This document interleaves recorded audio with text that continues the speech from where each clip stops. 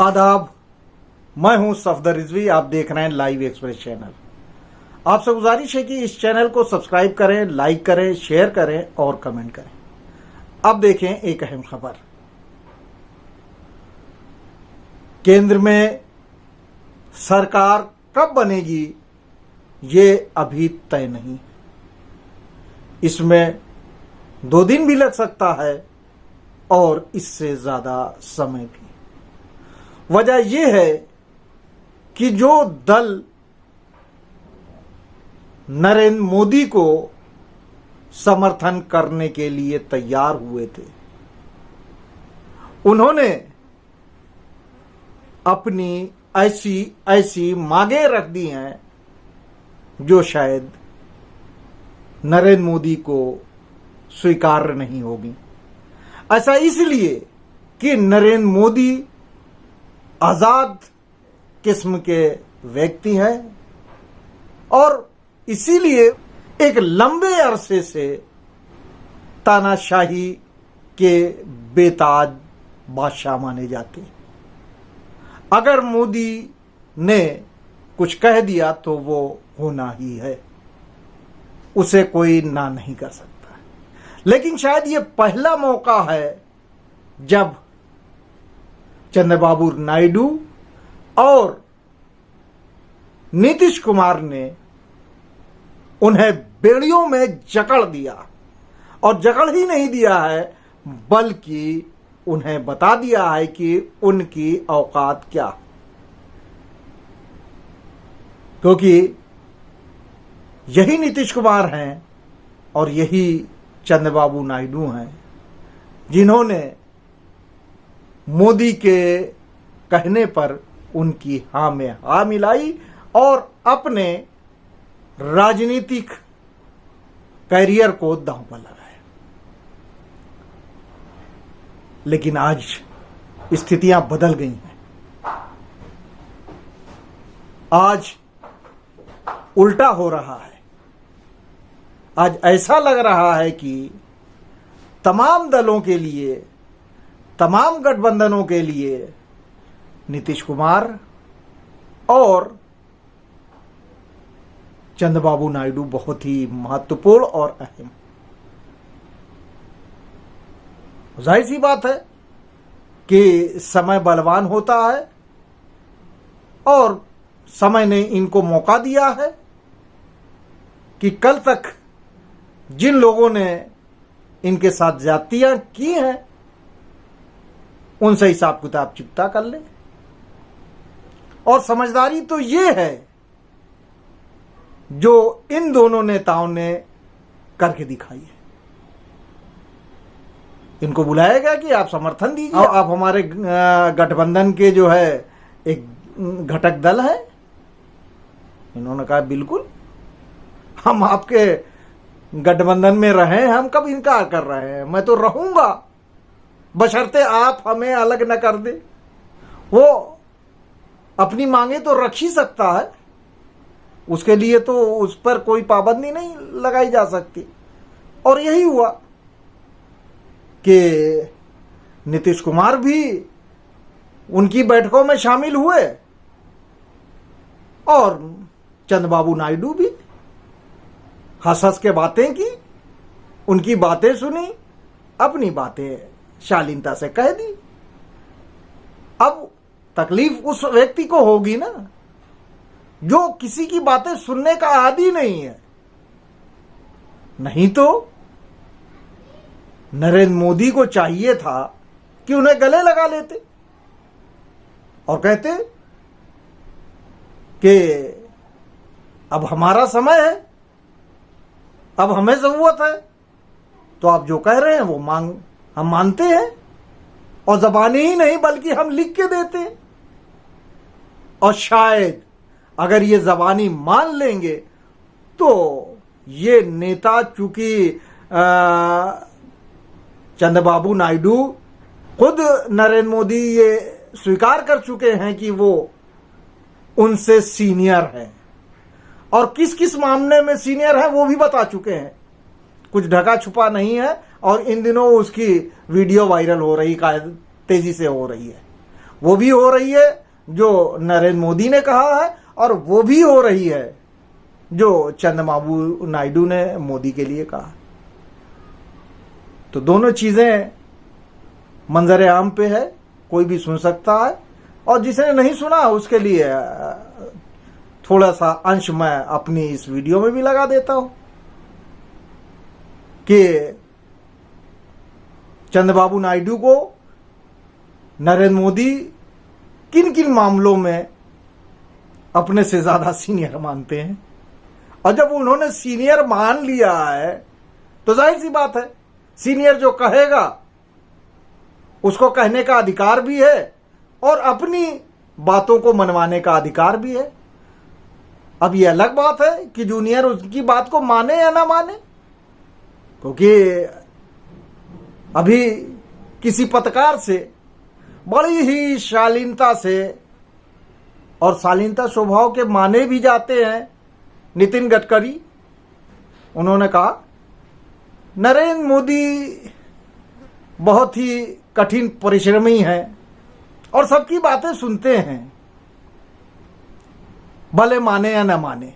उन्होंने साफ साफ कह दिया, वो जो कहना चाहते थे, जो संदेश देना चाहते थे, वो दे गए कि अक्सर वो बहुत सारी बातें कहते रहे हैं जिसको नरेंद्र मोदी ने नहीं माना। वो चीजें पहले से उजागर है, और उन्होंने ये भी कह दिया बातों बातों में कि देखिए उन्होंने जो मेहनत की है उसका रिजल्ट आया है।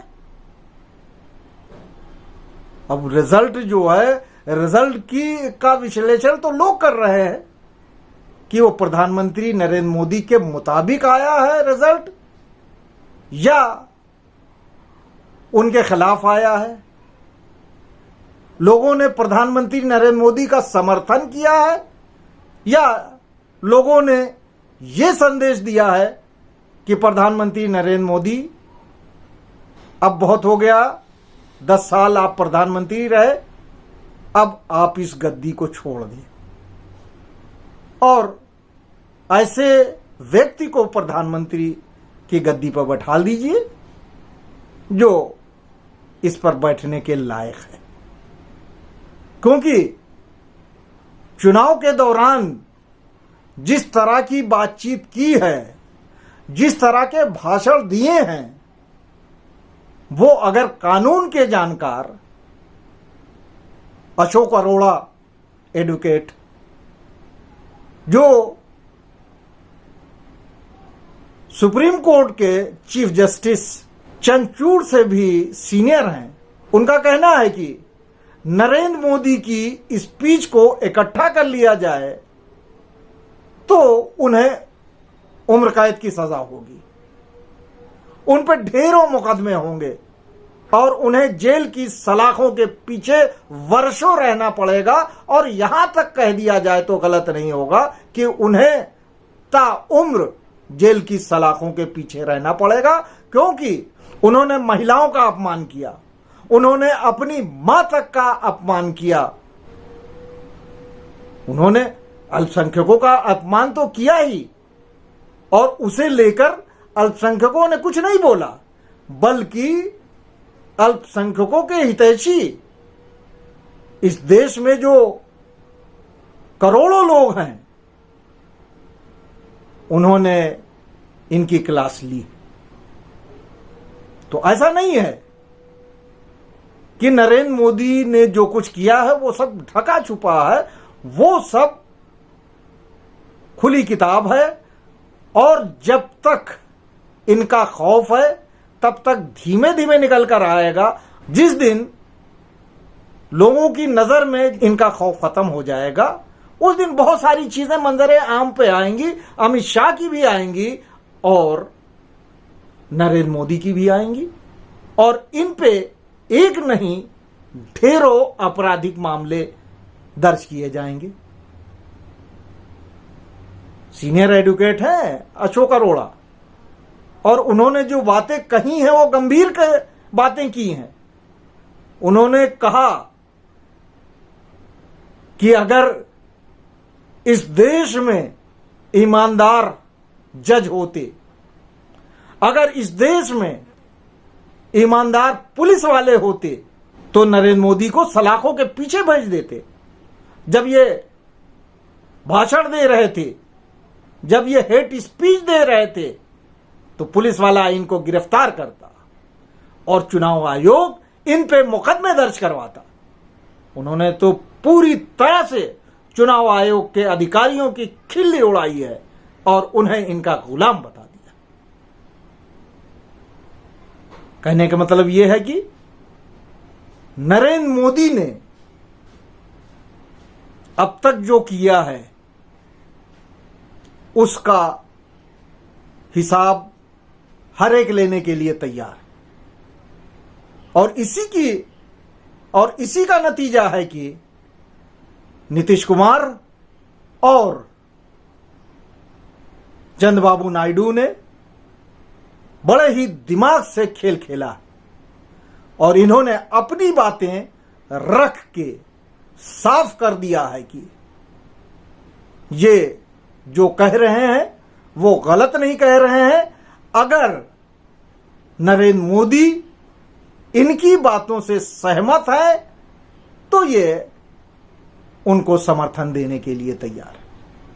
अब ये नरेंद्र मोदी के लिए दिक्कत है कि आंध्र प्रदेश में अल्पसंख्यकों को, मुसलमानों को 5% आरक्षण दिया गया है।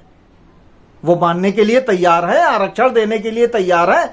अगर वो चंद्रबाबू नायडू से समर्थन ले रहे हैं, इसका मतलब ये है कि वे मौन रूप से ये स्वीकार कर रहे हैं, और मौन ही रूप से नहीं, खुले तौर पर यह स्वीकार कर रहे हैं कि मुसलमानों को आरक्षण दिया जाना चाहिए, जिसके खिलाफ उन्होंने चुनाव प्रचार में जमकर बोला है।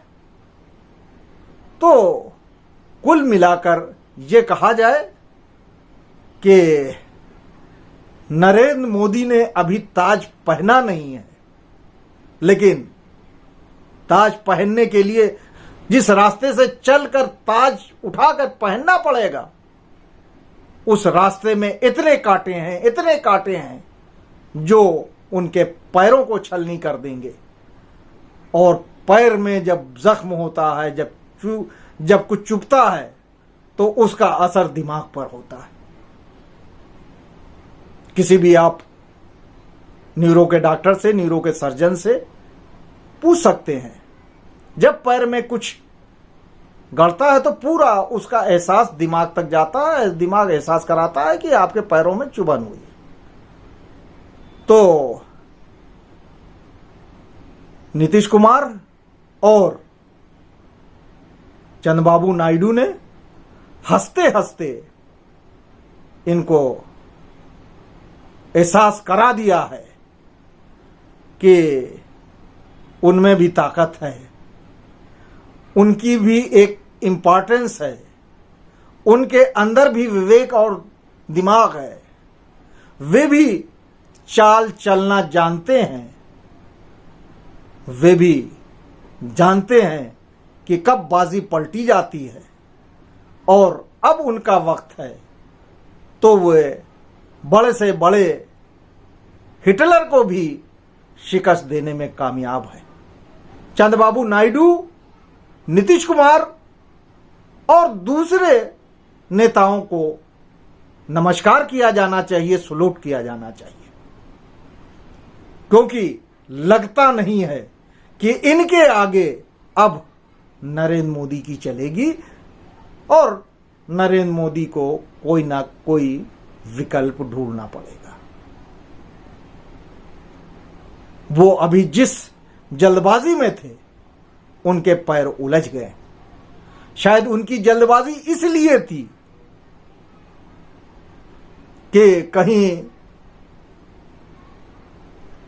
नागपुर से आरएसएस का कोई फरमान ना आ जाए, और शायद आएगा भी, तैयारी वहां भी चल रही है। नितिन गडकरी बहुत खामोश हैं, चुपचाप हैं।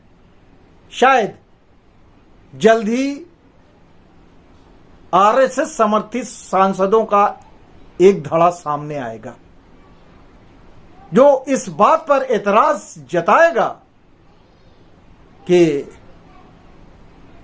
नरेंद्र मोदी को नेतृत्व नहीं सौंपा जाना चाहिए, उनमें उनका विश्वास नहीं। तो अभी वक्त है, समय लगेगा, लेकिन ये कहा जा सकता है कि जिन जिन बेतुकी बातों को नरेंद्र मोदी ने चुनाव प्रचार में उठाया था, वो सब उनके सामने एक बड़ा मुद्दा बनकर खड़ा हो गया है और उन्हें उनका जवाब देना पड़ेगा। और शायद यही मुद्दा है जिसकी वजह से उनका मामला खटाई में पड़ गया। खटाई में ही नहीं पड़ गया है, बल्कि उनके तीसरी बार प्रधानमंत्री बनने में रोड़ा खड़ा हो गया। अगर वो प्रधानमंत्री बन भी गए तो उनके लिए सरकार चला पाना बड़ा मुश्किल होगा, क्योंकि उनके दोनों कंधों पर दो फरिश्ते होंगे। हालांकि लोगों ने बैसाखियों की मिसाल दी है, मैं उसे बैसाखी नहीं कहूंगा, क्योंकि ये फरिश्तों की तरह से जो इनको हर कदम पर एहसास दिलाते रहेंगे कि ये गलत हो रहा है, ये नहीं होने देंगे, ये गलत हो रहा है, ये नहीं होने देंगे। और शायद इसीलिए चंद्रबाबू नायडू ने अपना स्पीकर बैठाने की बात कही। देखते रहे, अभी बहुत समय है, बहुत सी बातें बीच में है, बहुत सी बातें लोगों ने दबा कर रखी हैं जो मंजरे आम पे नहीं आ पाई हैं। ये सब धीरे धीरे आ रही हैं और एक हफ्ते के अंदर बहुत कुछ तस्वीर साफ हो जाएगी। बहुत बहुत शुक्रिया। आपसे गुजारिश है कि इस चैनल को सब्सक्राइब करें, लाइक करें, शेयर करें और कमेंट करें।